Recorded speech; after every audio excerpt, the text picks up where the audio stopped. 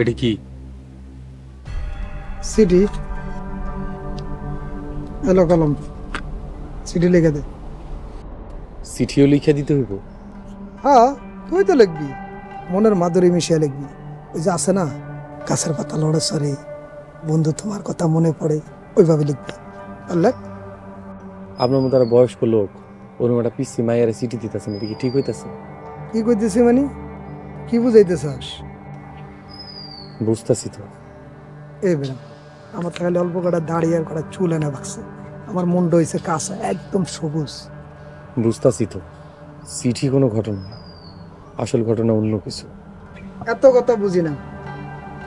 তুই কি সিডি লেখা ওই মিজু শর্মানের মায়ের কাছে দিবি, নাকি আমি তোর মার কাছে দেয় করবি?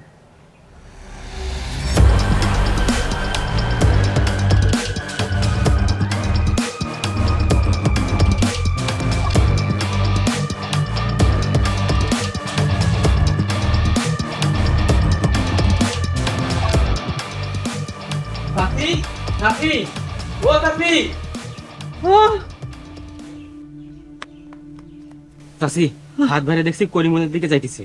করিমগঞ্জ? আমার বলা কাইন গেছে? তা তো জানি না চাচি।